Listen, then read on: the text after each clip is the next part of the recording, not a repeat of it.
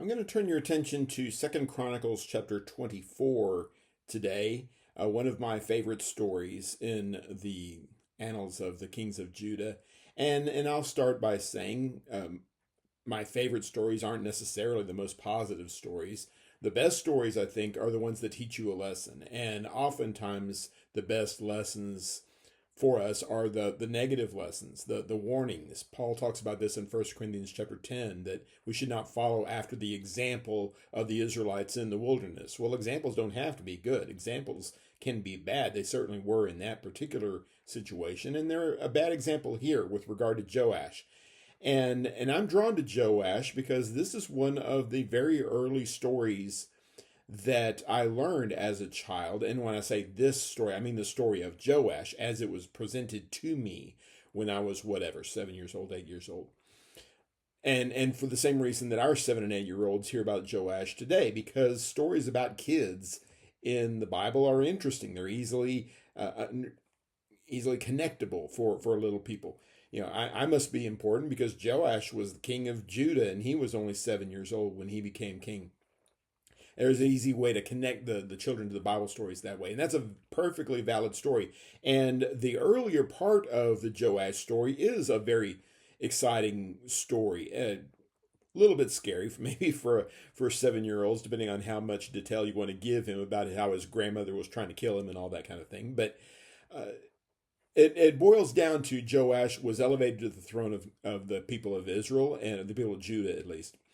And as such became part of the lineage of Jesus. And so it's a very important story as far as that goes. The lesson that we want to get, though, is the negative aspect of the story, the second half, the one that we don't usually tell our 7-year-olds for reasons that are about to become obvious.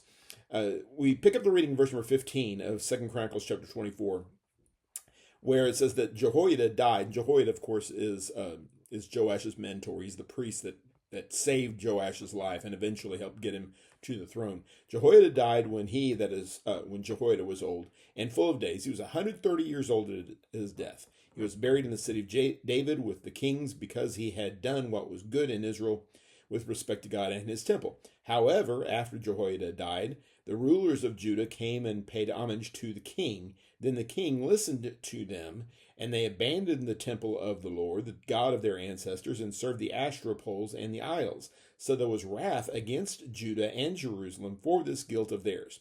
Nevertheless, he sent them prophets to bring them back to the Lord. They admonished them, but the people would not listen. The Spirit of God enveloped Zechariah, son of Jehoiada, the priest. He stood above the people and said to them, "This is what God says. Why are you transgressing the Lord's commands so that you do not prosper? Because you've abandoned the Lord, he has abandoned you." But they conspired against him and stoned him at the king's command in the courtyard of the Lord's temple. King Joash didn't remember the kindness that Zechariah's father Jehoiada had extended to him, but killed his son.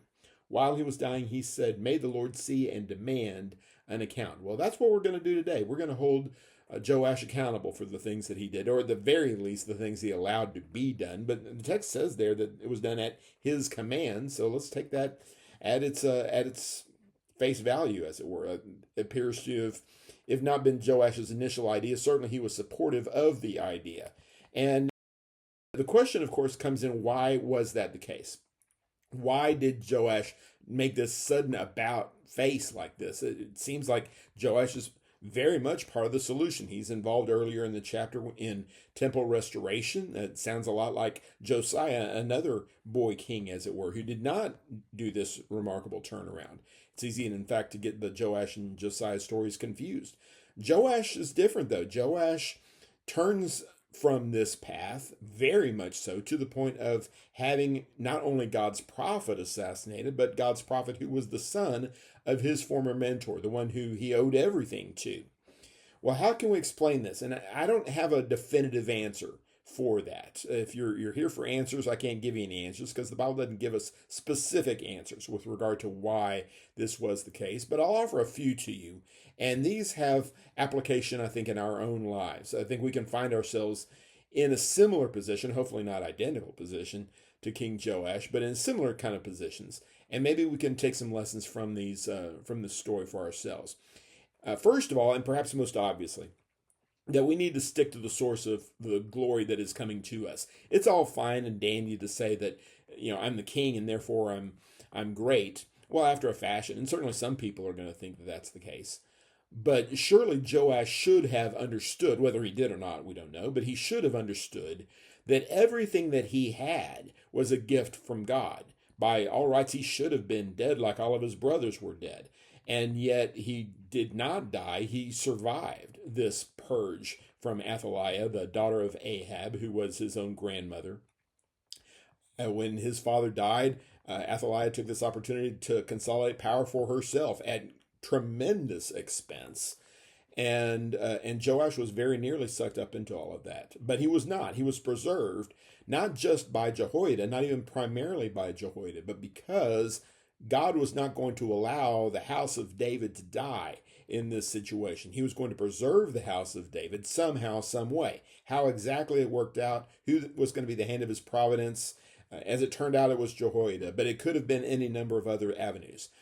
All of which to say, ultimately, God gave him his life. God gave him his throne. God gave him everything that he had. What do you have that was not given to you by God? Paraphrasing a little bit from 1 Corinthians chapter 4 and verse 7. That's the case for all of us. However much you have or do not have, however much you want that you do not have, all of these things come from God.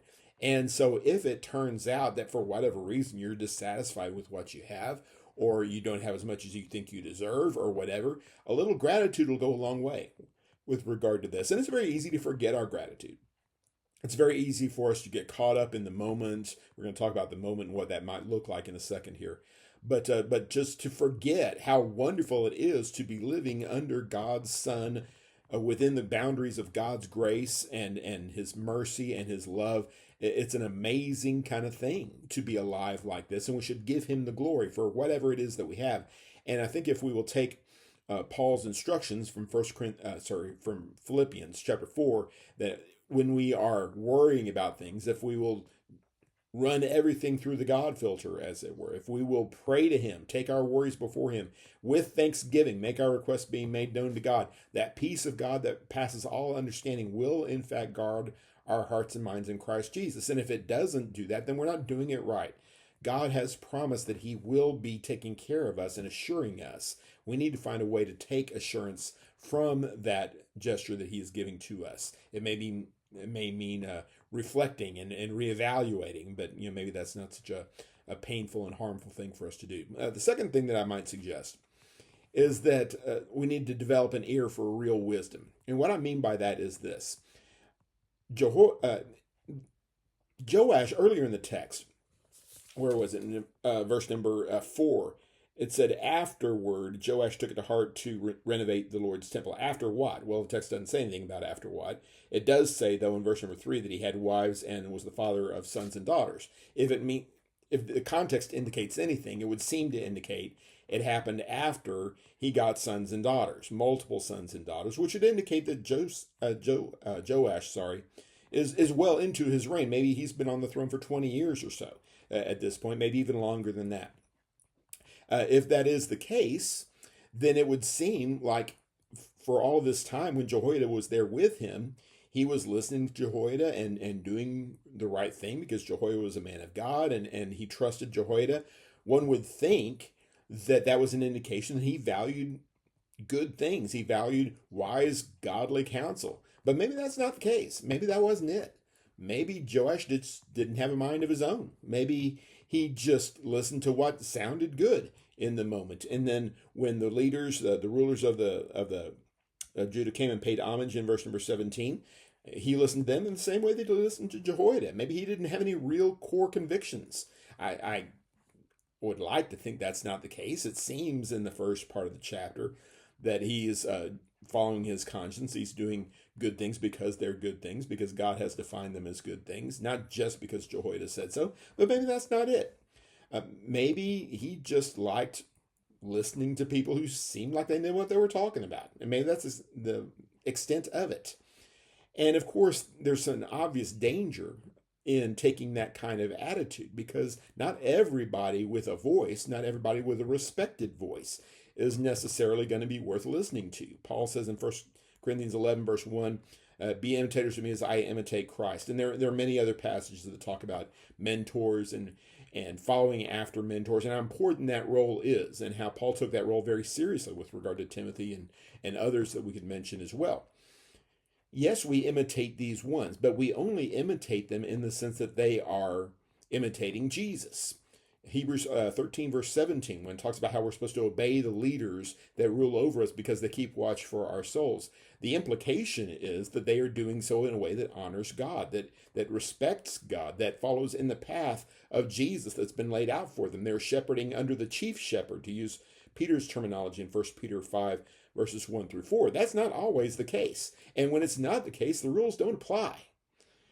Clearly, we only submit to these ones, whether it's any spiritual leader that we want to talk about here, even parents. Children are supposed to obey their parents in the Lord. The text says there in Ephesians chapter 6 and verse 1 here. We need to develop, and we're maybe not going to get it right at 7 years old, and that's understandable. But at some point during this time, Joash, I keep doing that. Joash was on the throne for 40 years. At some point during this process, he should be accountable for the wisdom that he receives, and he should be able to assess it for what it is worth and either accept it or reject it because of this value system that he has that presumably was based on the things of God. Well, maybe that's not the case. Maybe he just didn't do that. Maybe he just went through his life listening to people talk who seemed like they knew what they were talking about. We should do better than that. We must do better than that. Similarly, along the same kind of lines, it could be that he just wasn't convicted in the things that Jehoiada taught him in, and he was talked off of that by people who know how to talk. And you're as aware of this as I am. There are people who are very talented with regard to flattery and saying the right thing in the right way. And when the text here says that the king listened to them after they came to pay homage to the king, what exactly is homage? Well, obviously the text doesn't say. It's some kind of reverence, obviously, some kind of gesture of respect, which would be appropriate under these circumstances, regardless of who the king is or how good the king is even. He's the representative of God's authority, and he deserves homage. That's the way it works. Submit to those who have rule over you, even if it's the Roman emperor, Paul says in Romans chapter 13. Well, maybe this homage that's being paid here is a little bit more than that. Maybe it's a lot more than that. The text has a lot to say about flattery and deceiving words and the fluttering of the eyes. The book of Proverbs talks a lot about this, sometimes with regard to a woman who got her eyes on a man, and sometimes it's just the fool himself who is trying to have his way in this area or that area, and somebody is flattering him, telling him how wonderful he is, and he's willing to listen to that, because we're all willing to listen to that. We all want to know how wonderful we are. We all want to know how many people think we're wonderful. Well, that's not necessarily the most helpful way for us to interact with our environment, is it? We need to hear the truth, including and especially the ugly truth. You'd like to think that people are going to be nice when they give it to you, that people are going to correct us in the spirit of gentleness. Galatians 6 verse 1 talks about that. But whether it's given in the proper spirit or not, correction, the wounds of a friend, as it's phrased in Proverbs 27 and verse 6, that's better than the flattery of someone who really doesn't care anything about us. Is there any reason to think that these rulers of the nation here have Joash's personal interests at heart? I don't think it has anything to do with that at all. They have a vision of how the world is supposed to go, how the nation is supposed to be run, and quite frankly, it looks a lot more like the way Athaliah was running the nation than the way Joash has been running the nation for the last however many years. They want to go the way of idolatry, and it's not the first generation that did that. And our generation is very much subject to this kind of flattery, as it were. You're going to get it from the internet. You're going to get it from the mass media, etc. There are all kinds of people. Some of them are selling beer. Some of them are selling, their favorite restaurant, or they're selling a car, or whatever it happens to be. There's a lifestyle that is going to draw you in because you deserve this. You are worthy of this wonderful thing that we're trying to do for you. And of course, what they're actually trying to do is get you to do something for them. And that's not necessarily an ignoble kind of thing. I'm not saying if you listen to an advertisement and you buy the product, then you're guilty of falling victim to this flimflammery, as it were. But certainly that kind of thing happens, and we need to be aware of it, and we need to be on the guard against it, so that we are not so much interested in hearing how wonderful we are, but rather looking for the truth. Joash didn't. He had the truth and he rejected the truth. He decided he liked flattery better. At least that's one way of looking at this. I'll give you one other explanation here. And I like to think that all of these apply to a certain degree. At how closely they apply to Joash, I don't know. But they're certainly applicable in our own lives. And the last one is this, that you should not assume that your first teacher taught you everything. And I say that in this context because it could be, I don't want to blame Jehoiada here necessarily, but it could be that Jehoiada's training just came up a little bit short. It could be that Jehoiada was very good at training Joash in how to respect the temple and how to respect authority and how to respect good wisdom and good judgment and all of those kind of things. But he did not teach Joash how to find his next mentor, how to think on his own, how to mind his own store, as it were. If all that he ever learned was how to do what the smart guy says, then that, to a certain degree, is going to fall back on Jehoiada.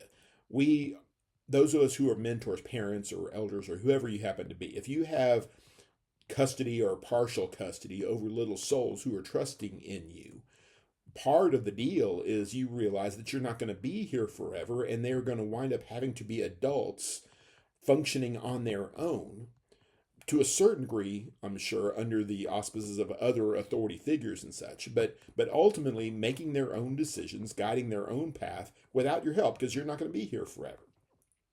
And that is a critical lesson for us to learn, that maybe Joash just never learned because Jehoiada never taught him. It could be the case anyway. I hate to throw dirt on one of my favorite characters in the Old Testament here.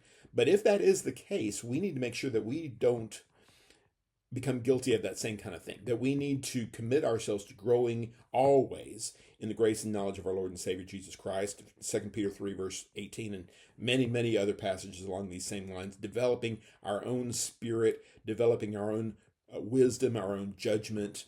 And as we do that, taking hold of these ones who are following in our footsteps and teaching them how to do the same kind of thing. Teaching people to teach people how to teach people, like Paul tells Timothy about in his letter. We need to be in position where we can not only make good judgments, but teach other people how to make good judgments. And maybe Jehoiada fell short, or maybe he didn't, and Joash just decided to go his own way. Ultimately, of course, he made his own decisions. However well or however poorly Jehoiada did his job, ultimately Joash is going to be responsible himself. You and I are going to be responsible ourselves. We understand that. Hopefully, we accept that. We're not trying to make any kind of excuses. What we are trying to do is set ourselves up for success.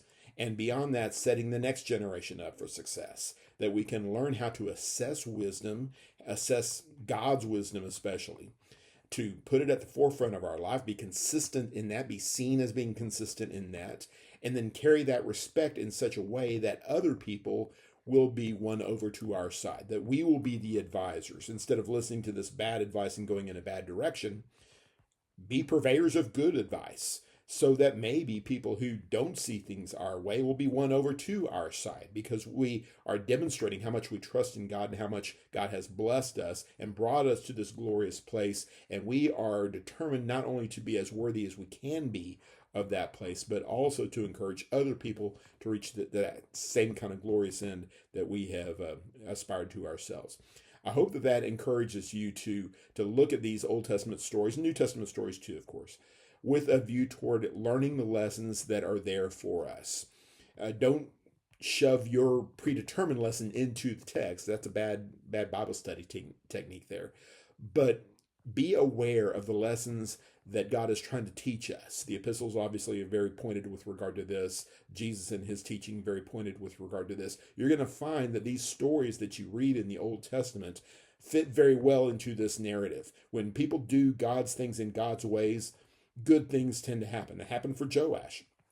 And when good people fall out of that path and quit doing the good things and start doing bad things instead, oftentimes bad things are going to happen. We see that in Joash as well. So let's learn the lessons, positive and negative, from these Bible characters and use them to help us grow in our faith and grow in our commitment and grow in our ability to pass these along to the next generation. Thanks very much for studying along, and God bless.